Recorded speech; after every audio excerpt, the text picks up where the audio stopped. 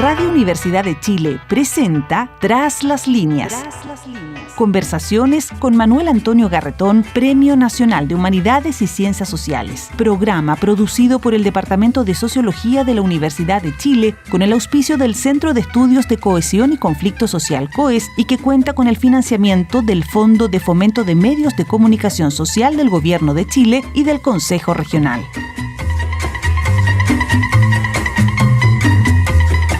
Buenas tardes. Bienvenidos y bienvenidas a Tras las Líneas, el programa que presenta el Departamento de Sociología de la Universidad de Chile, semanal, y que cuenta con el auspicio del Centro de Estudios de Conflicto y Cohesión Social, el COES, y que cuenta también con el financiamiento del Fondo de Fomento de Medios de Comunicación Social del Gobierno de Chile y del Consejo Regional, adjudicado por concurso. Bueno, como siempre, tratamos de ver, analizar, estudiar, intentar comprender las cosas que nos pasan como sociedad, como personas, y desde la perspectiva de las ciencias sociales. En el último tiempo hemos estado muy dedicados a entender, analizar, discutir y conversar sobre los temas que tienen que ver con las transformaciones de la sociedad chilena, fundamentalmente lo que ha ocurrido en estos últimos años, después del estallido social, y que ha sido encauzado, por decirlo de alguna manera, por el proceso constitucional. Y entonces casi todas las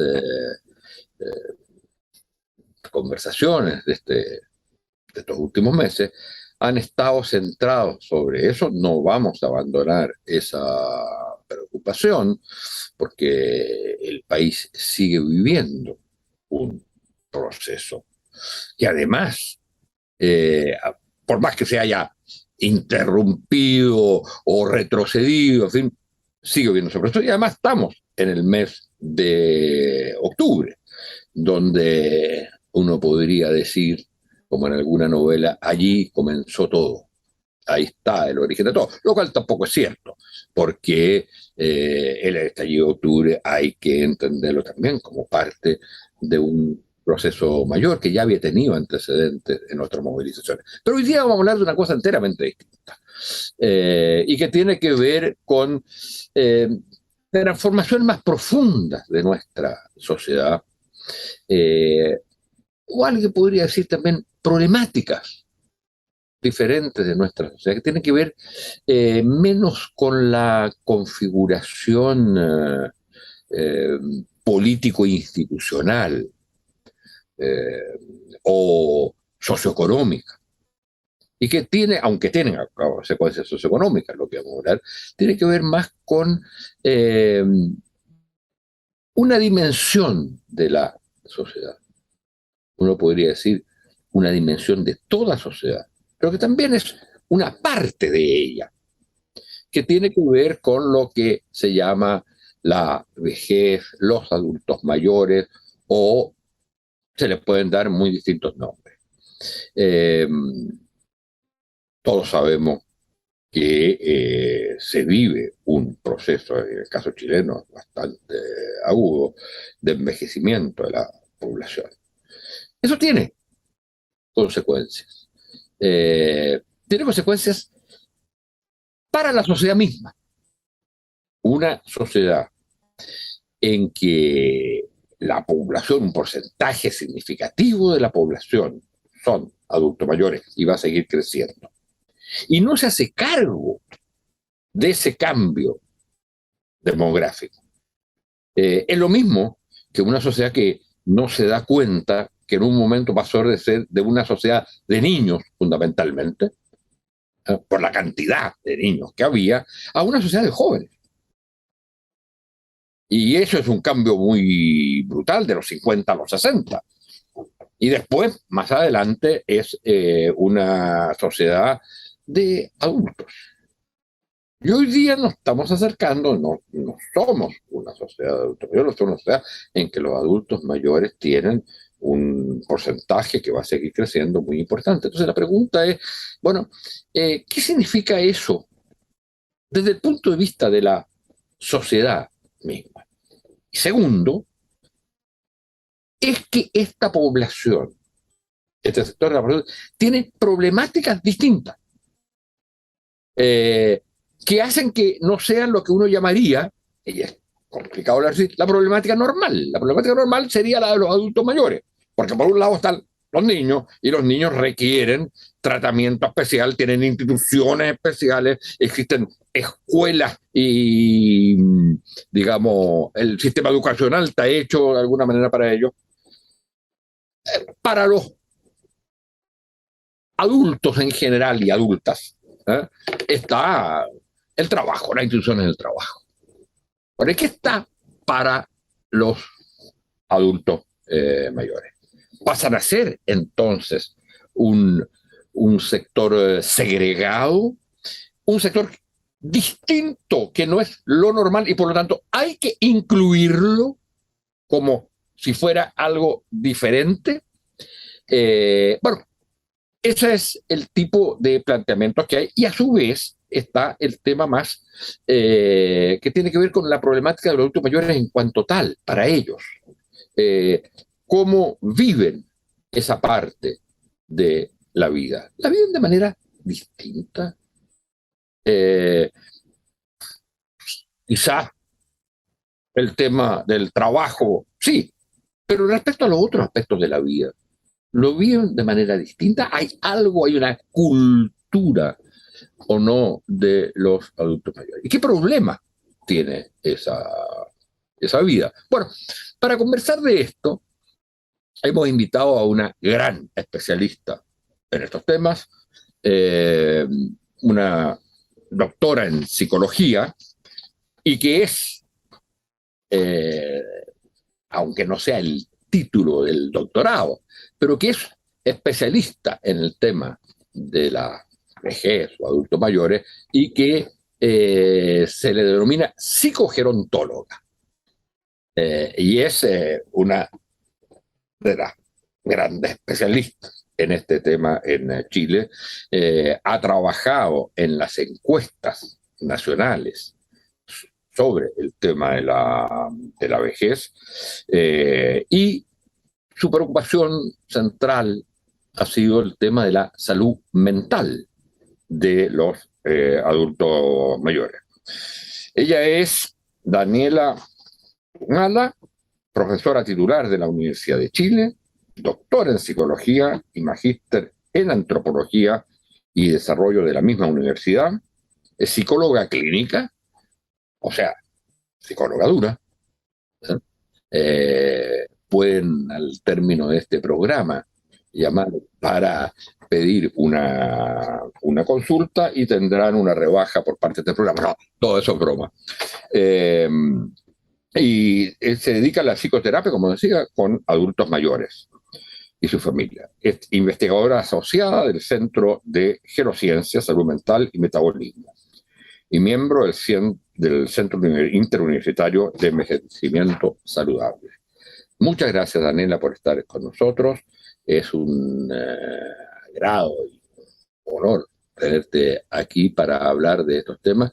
Y lo primero sería la visión general de por qué tratar a un sector de la población que tiene además una definición casi rígida, que es mayores de 60 años, ¿por qué tratarlo como algo distinto que haya que incluirlo en el supuesto que se supone, en el supuesto que hay sectores que ya están incluidos? En cambio, este tiene un problema de inclusión. ¿Por qué es un segmento distinto? En el sentido que haya que hacer políticas especiales para eso. Bueno, primero, muchas gracias por la invitación, Manuel Antonio. Para mí es un honor también ser entrevistada por ti, así que agradezco la invitación. Buena pregunta.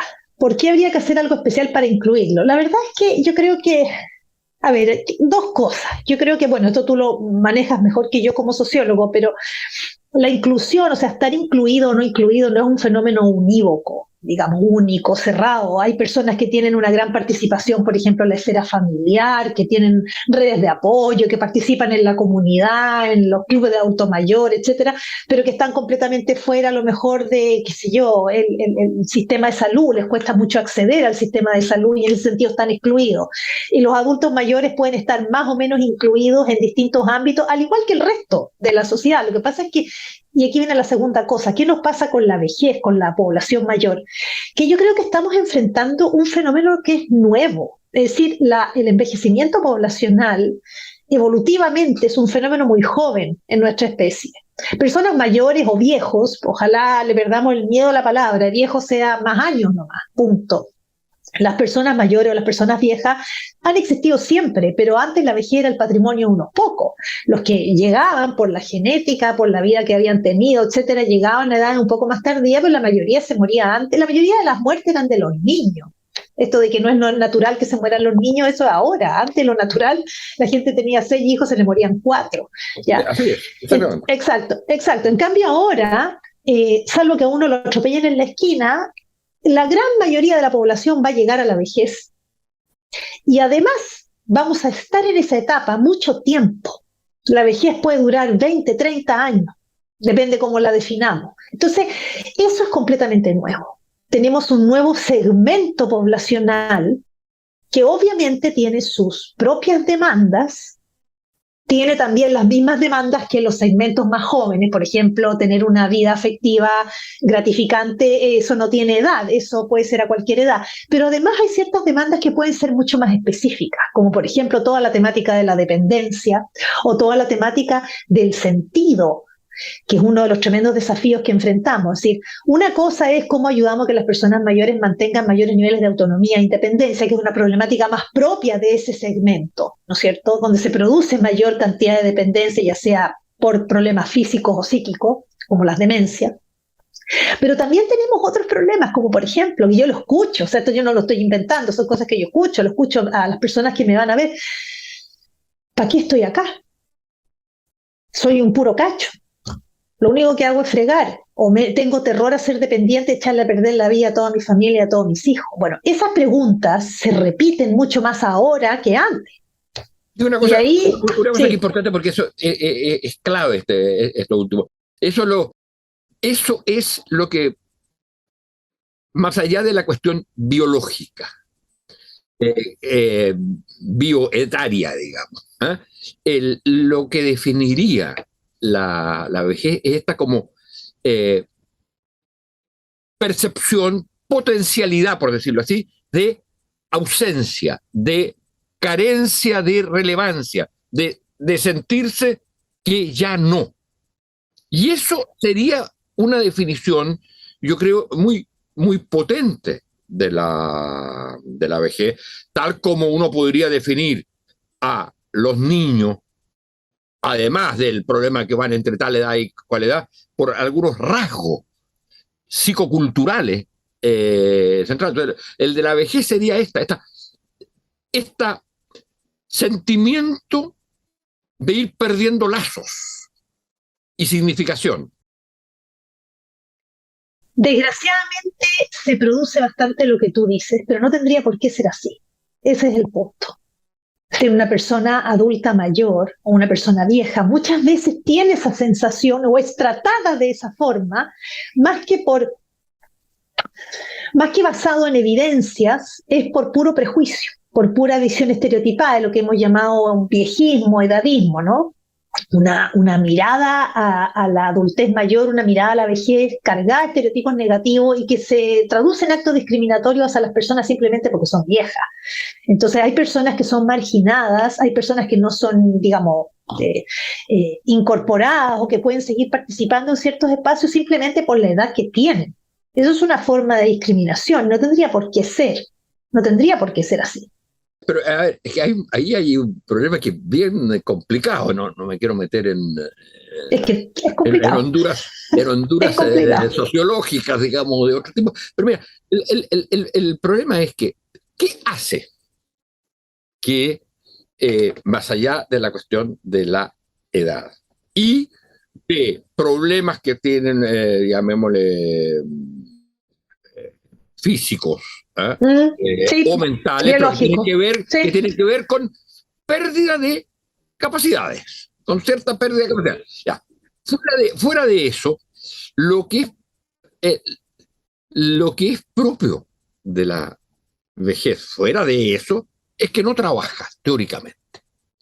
Y que por lo teóricamente, tanto, claro. el hecho de no trabajar es lo que hace, lo que lleva a esos sentimientos propios, pero también de los otros que dicen, bueno, ya hizo lo que tenía que hacer, ya cumplió, ahora queda fuera. Ahora, el problema es que eso no tiene solución, porque entonces eh, todos los rasgos más psicofísicos de la vejez no se podrían resolver porque tendría que seguir trabajando y por lo tanto acumulando los problemas. ¿Cómo se integra alguien en una sociedad fuera de su relación con el trabajo, ya sea por la vía educacional, ¿no es cierto? El trabajo con los niños no es trabajo, digamos, es estar metido en una institución que es la educación. Lo otro, los adultos tienen el trabajo, más las actividades de otro tipo, pero no hay en la sociedad un espacio para los adultos mayores, precisamente porque, como son adultos mayores, ahora tienen que descansar. Entonces, al mismo tiempo, se le está impidiendo, por decirlo así, al favorecerlos con el hecho que puedan descansar, que tengan el principal modo de integración a una sociedad que es el trabajo. Pero hay aspecto a lo que tú señalas. Efectivamente, se asocia, y de hecho se asocia muchísimo la edad de jubilación, por ejemplo, con empezar a determinar cuándo comienza la vejez. Eh, lo primero que señalaste es que la vejez se está definiendo solo desde la pérdida, de lo que ya no. Ya se acabó la capacidad de antes para hacer esto, tengo menos plata porque la pensión es pésima, se me están muriendo todos mis amigos, etcétera, desde la pérdida. Efectivamente, en la medida que envejecemos acumulamos una mayor cantidad de pérdidas. Yo me he dedicado a estudiar, es uno de los temas que yo estudio, es cómo lidiamos con las pérdidas a la medida que envejecemos. Pero no solo hay pérdidas, también pueden haber ganancias. Hay algunas capacidades psicológicas que se pueden desarrollar justamente por tener más años en el cuerpo. Hay una capacidad, por ejemplo, de lidiar con los estresores de otra forma y ponderar las cosas de una manera distinta. El hecho de aproximarnos a la muerte, eso también forma parte de una de las teorías en psicología, la teoría de la selectividad socioemocional de la Laura Cartensen, el hecho de sentir, porque todos sabemos que nos vamos a morir, pero otra cosa es sentir que uno ya está claramente más cerca de ese momento.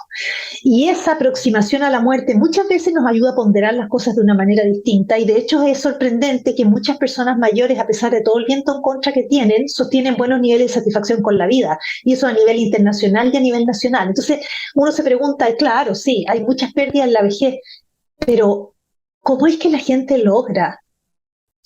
Estamos hablando en términos generales, hay de todo, pero ¿cómo la gente puede sostener buenos niveles de satisfacción o lidiar con las dificultades de mejor forma en la medida que va envejeciendo? Bueno, ahí hay una cuestión interesante que tiene que ver con una ganancia. Por ejemplo, la capacidad de lidiar con... La gente en la pandemia, los adultos mayores, salvo los que estaban muy aislados con dificultades operativas, ¿no es cierto?, que no tenían a alguien que les llevara comida, ¿no es cierto?, o que vivían solos y no tenían a nadie, pudieron lidiar con la incertidumbre mucho mejor que la gente más joven. Y si uno piensa, la vida es mucho más incierta que certera, ¿ya? Ya, pero Entonces, está bien, pero eso, lo que te quiero decir, ese es un primer punto que en general nunca se ve. Siempre estamos definiendo la vejez desde la pérdida de... Ya, esa es una primera cuestión. Daniela, pero que tiene todas esas capacidades, incluso superiores, pero ¿cómo? Le sirve. Exacto. adulto La mayor. pregunta, Pero, ¿cómo ¿cómo aprovechar? le sirve a la sociedad? ¿Cómo se Exacto, integra eso en la sociedad? Antes exacto. era Bueno, vía trabajo, ahora sí, ¿cómo? po. Es que entonces ahí viene una pregunta. Yo no tengo la respuesta. Nunca hemos estado en esta situación. Nunca. Porque antes la gente que llegaba a la vejez, que era poca, vivía con sus hijos o qué sé yo, 2, 3 años y se moría. Eso era lo que duraba la vejez. Pero resulta que ahora pueden ser 20 o 30 años. Entonces, es un desafío enorme el que tenemos por delante. Para vivir más, pero ¿para qué? Si el trabajo, como dices tú, ha sido la fuente de alguna manera de integración o de inclusión, o en el caso de las familias más tradicionales, la mujer, la crianza de los hijos, después los nietos, después ya ni los nietos la pescan, entonces, ¿qué? ¿No es cierto? Entonces, la pregunta por el sentido es la tremenda pregunta que está detrás y que no hemos resuelto. Ahora, yo creo que esto nos espejea un poco como sociedad. ¿Cuál es el sentido de la vida cuando ya no estás produciendo? Cuando ya no tienes la belleza física de antes, porque lo que se cae nomás, nada que hacer, por mucha cirugía o lo que sea, lo que se cayó, ¿no es cierto? Cuando tu salud presenta más dificultades, entonces, bueno, control de la longevidad, porque ya no sirven, o no, es un tremendo tema, y es un tema, Manuel Antonio, yo me alegro que lo pongas, porque yo creo que todo en general, las políticas, y yo lo entiendo, ¿ya? Porque el cuerpo siempre manda mucho, basta que uno le duele una muela y no puede pensar en nada más. Entonces, todas las políticas en general asociadas a envejecimiento tienen que ver con cómo hacer que la gente se mantenga físicamente más saludable. Ya, bien, bien, es súper importante. Ahora han incorporado la salud mental, bien también. Pero detrás de eso está esta otra pregunta. Claro, ¿Para qué? es tan ¿Y cómo importante la pregunta. aprovechamos? Porque podríamos pensar, ¿no tendrá, ¿no tendrá algún sentido para nuestra especie? Que deja harto que desear, entre paréntesis, ¿ya? Cosa de ver las noticias. ¿No tendrá algún sentido para nuestra especie que haya más organismos envejecidos? Que no sea solamente el problema del envejecimiento, cómo voy a lidiar con mi mamá que la tengo que cuidar o mi tía que la tengo que cuidar, sino que cómo aprovechar algunas otras cosas. No tengo la respuesta, me encantaría tenerla, no la tengo, pero yo creo que es una pregunta que está ahí y que es el tremendo desafío que tenemos. Oye, es tan central lo que tú dices. Me hace pensar en dos cosas. Uno, hubo una época en el desarrollo de la humanidad en que la edad o el ser viejo era fundamental, central, eran los considerados los sabios y tenían un rol en la sociedad. En la sociedad. No hay. Si se quiere volver a pensar en un rol, no digo reproducir lo que existió en otra época, eso nunca poder hacer, pero si hay que pensar en los términos que lo estamos pensando, la conclusión es que tú tienes que pensar en una nueva forma de organización de la sociedad misma. Es un poco lo mismo que aporta el feminismo cuando dice aquí hay que superar el orden patriarcal, no digo el patriarcado, que es un orden jurídico, pero el orden, la manera de organizarse patriarcalmente, y eso implica una transformación de todos los aspectos de la sociedad. Y en ese sentido, uno dice, bueno, también se puede definir la sociedad, y de hecho hay movimientos que la definen así, como adultocéntrica. Y entonces, el que deje de ser adultocéntrica y que por lo tanto el centro sean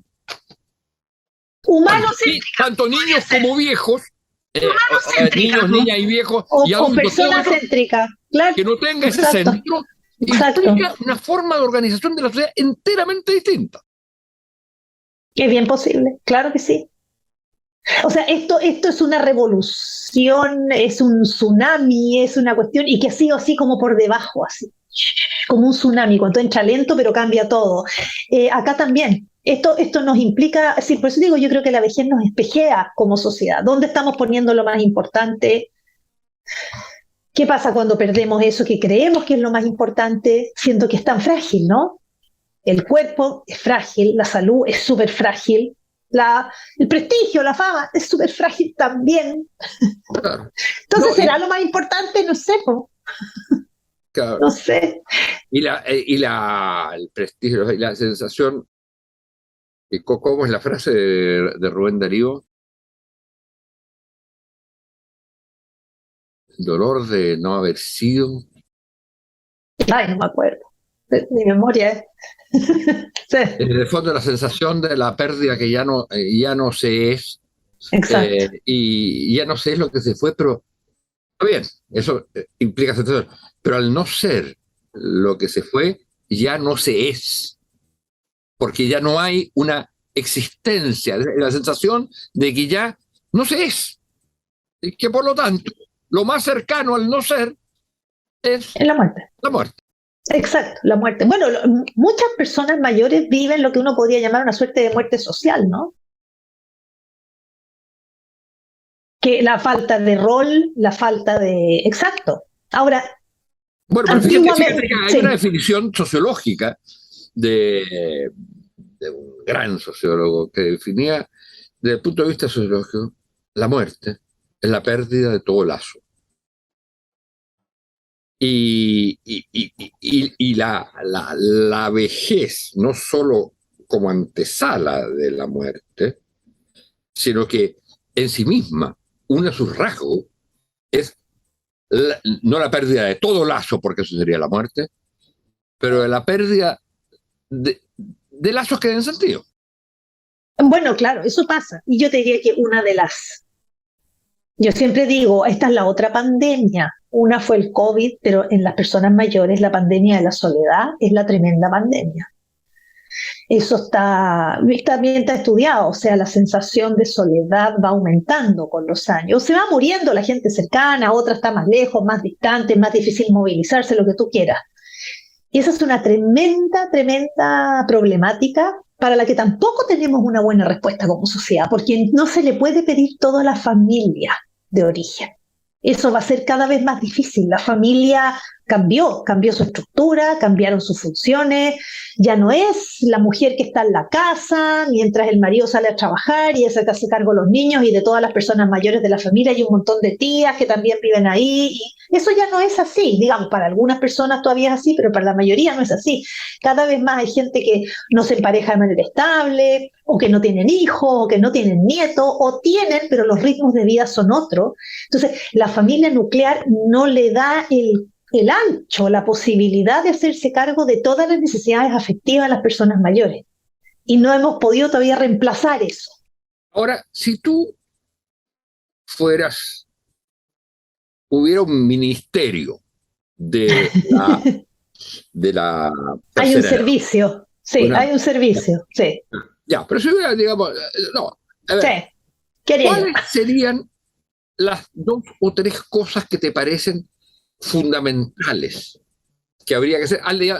Aquí hay un problema complicado. Una cosa es lo que tú puedes hacer, y eso lo señalan muy bien ustedes en la encuesta y en los análisis que hacen, desde el punto de vista de las instituciones, ¿no es cierto? ¿Cuál sería?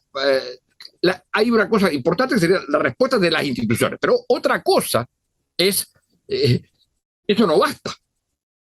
Por respuesta a las instituciones, ¿qué, habría que hacer transformaciones en la sociedad misma, en el modo como se organiza la sociedad, cómo se concibe, por ejemplo, incluso el sistema educacional, que llega hasta un cierto momento, y por qué no debiera ser hasta el final? Bueno, ya, pero por el momento dejemos eso, cómo se cambia una sociedad que ya no es la misma de otra época y que por lo tanto tiene que hacerse cargos al cambio.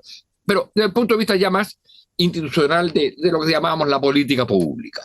¿Qué cosas crees tú que serían claves hoy día o que aparecen de acuerdo a las investigaciones que tú has hecho, o incluso tomando en cuenta el tema de las investigaciones y de lo que haces tú, que salud En la mental? clínica, exacto. Claro. ¿Qué dirías tú que son las dos o tres cosas centrales que habría que hacer? Si yo tuviera la varita mágica, yo creo que me centraría en tres grandes ámbitos. Uno, lo que tiene que ver con la promoción desde etapas más tempranas de la vida, del curso vital. O sea, trataría de, con la práctica, ir instalando que el envejecimiento no es algo que a uno le aparece de repente, sino que tiene que ver con la vida que uno ha llevado, ¿ya? Desde que uno nace, empieza el proceso que termina en la muerte. Entonces hay que mirar el proceso completo.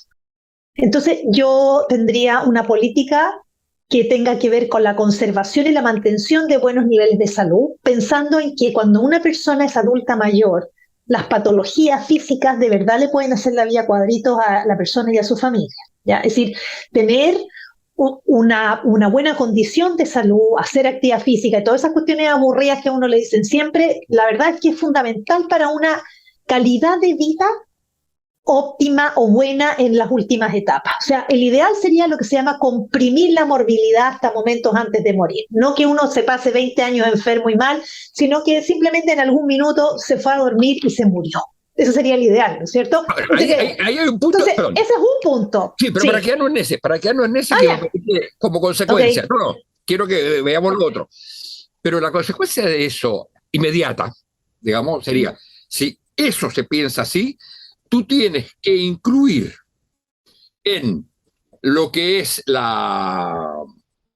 digamos, los servicios de salud, la seguridad en salud, tienes que incluir esos aspectos. Por lo tanto, claro. Lo que es,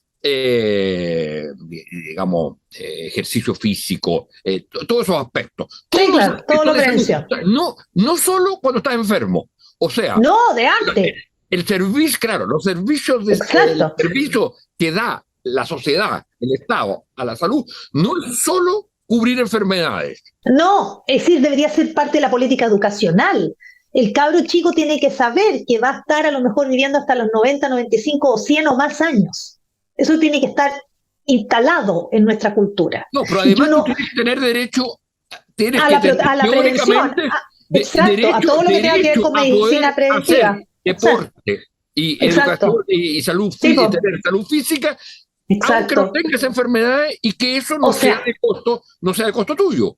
Y eso sería, por supuesto, que esté incluido en los servicios de salud. La política de salud, exacto, que hubiera una política de salud integral en ese sentido. Ese es un primer punto, y yo me dedicaría a ver cómo lo podríamos implementar. El segundo tendría que ver con cómo generar instancias para fortalecer redes afectivas significativas en las personas más allá de los vínculos familiares tradicionales. Una de las cosas que yo haría, por ejemplo, sería promover espacios de vínculos entre personas viejas y personas jóvenes. Yo creo que las relaciones intergeneracionales son tremendamente positivas, sirven para botar mitos y prejuicios, sirven para que las personas se encuentren en tanto personas, no viejo, niño, adolescente, adulto mayor, etc. Y puede haber una instancia ahí para poder generar nuevas redes. Yo creo que es el tema de cómo abordamos la problemática de la soledad, las redes afectivas, ese sería el segundo foco que yo vería como integral. Y el tercer foco, que es el más difícil, yo creo que tenemos que al menos sentarnos a preguntarnos por las posibilidades de rol y de sentido en la vejez. Porque llegar a la vejez enfermo, solo y sin un propósito en la vida, yo creo que es lo peor que te puede pasar. Sí, pero dijiste, la posibilidad de roles, no entendí bien. Sí, claro. De cómo podemos ofrecer nuevas instancias de participación, nuevos roles para las personas mayores, nuevas posibilidades. Hay gente que tiene 70 años, por poner una edad cualquiera, y que tiene muchísimo que ofrecer y muchísimo que aportar. Entonces, ¿cómo combinamos eso con las generaciones más jóvenes que también requieren sus espacios? ¿Cómo pensamos, por ejemplo, en un sistema de jubilación que sea gradual en vez de todo o nada? Donde la persona que trabaja en una organización, por ejemplo, y tiene, 80 años, y parte de su sentido y su bienestar tiene que ver con participar ahí, pero no tiene ni la energía de antes y hay gente joven esperando esos cargos, bueno, esa persona puede ir a las reuniones de equipo, puede seguir participando de una u otra forma en ese organismo, vinculándose con gente más joven, por ejemplo. No que uno un día llegó y te esperan con la torta de despedida y que cuándo se va a ir este viejo, ¿no es cierto? O esta vieja. Eso es una cuestión que tendríamos que ver cómo abordar también.